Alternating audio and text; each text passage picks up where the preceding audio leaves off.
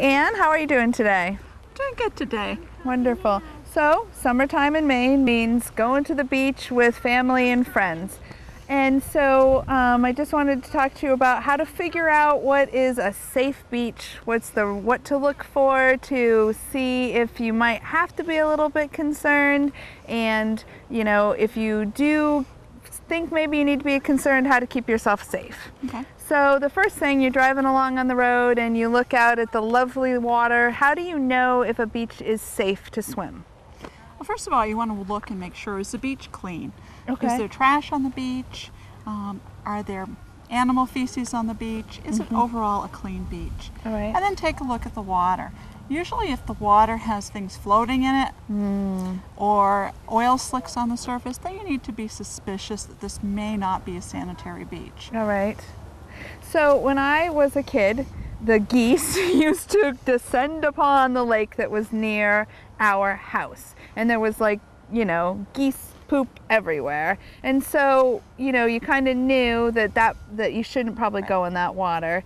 But if they're just a smattering of geese or ducks or loon or something, is it safe, or how do you know? The more water birds you have in the area, the more likely the water is to have a high concentration of E. coli. Okay. E. coli is a bacteria that can cause ear infections, sore throats, diarrhea, a lot of very unpleasant infections, especially in young children and the elderly. All right. So if you're looking for a beach, try to look for one that's not heavily populated with water birds. Mostly ducks, geese, and loons is what we see around here. All right. And what else? I mean, what do parents need to look for? What do they need to be worried about if you are at a beach and say, your kids are with, I don't know, some friends or something, and you hear about the beach and you're like, I'm not sure that was the safest beach. What should they be looking for? Another thing of concern is, does the beach area have drainage pipes letting out into the water near the beach? And that's whether it's a storm drain or someone's old-fashioned camp drain. All right. Those areas can be draining water that comes from farmlands, overflowed septic systems, other areas that might be polluted. All right. And will the kids get a skin rash, upset stomach? What could possibly they get? They can get anything from a skin rash to an upset stomach, vomiting, diarrhea, an earache, fever, sore throat. All right. And how much do we need to be concerned that there will be long-term effects? Well, it's not really long-term effects that we're concerned about. These are short-lived bacterial illnesses, and people will usually recover quite quickly. All right. And so we've mostly been talking about lakes. What about the ocean? Same things hold true on the ocean. Okay. You may see a little bit different types of bacteria, but the biggest ones to worry about are contamination from people. People and animals. All right. Whether you're bringing your dog to the beach, and did the dog leave a deposit of waste behind, bird count, seagulls, as well as fresh water. All right. And so what about, you're not 100% sure when your kids get home from the beach. Is there something that they can do to help prevent from getting sick? Some of the things I encourage parents to do is, before you give your child their picnic lunch, wash their hands. If you don't have soap and water available, alcohol hand sanitizer or sanitizing wipes work just as well. Once you get home from the beach, have everybody shower with soap and water just to rinse the last of that water off. All right, so my, policy of let my kids bathe in the lake all summer long, maybe not such a great idea. Maybe not such a good idea. The soap's not really good for your environment, and that water may not be that clean. Might not be as clean as you'd hope. What about, on the news we hear about red tide and that sort of stuff. Is that something that can make people sick too?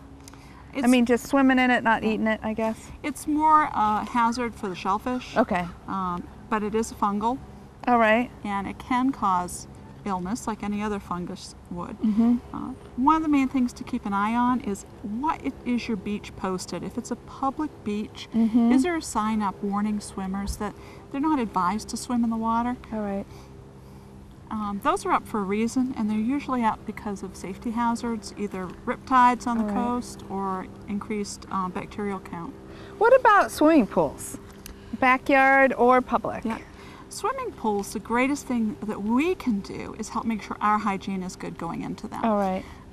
Shower before you go in. Why do they tell you to do children. that? Well, it's because even grown-ups can have small amounts of fecal material still left on their body. And even small amounts can overwhelm the chlorine disinfecting the pool. All right, so it's not just, I mean, I've always wondered, why should I shower before? All right, what about backyard swimming pools? Backyard swimming pools, make sure you're following the manufacturer's instructions for using the chlorine prep. If your concentration is too high or too low, it can affect the ability of it to really disinfect. Make sure you scoop your pool or skim your pool periodically. Check the pH. And a kiddie pool, I mean, should you dump that out every couple of days or? Kiddie pools, dump them out and use a little household bleach in them with some fresh water to get all the scum that's sometimes left on the edge. Yeah, so scrub them clean before you refill them. And then put fresh water in. All right. Are there any other, beach safety tips that you think that people need to be aware of, adults and children? From an infection standpoint, those are the big ones. All right. Certainly drowning risks and other risks, people need to be careful and be aware of where they are. All right, so when you are looking at a beach, you should make sure that there's not a lot of garbage, that there's not a lot of animal poop, bird or dog or whatever, and you should look at the surface of the water, and if it looks clean, chances are it's pretty safe. Right. All right. And make sure there's no drainage pipes coming down near the water. Is it a well-used beach? Do you see other people there? Are there any signs posted indicating that the water may not be safe? Wonderful.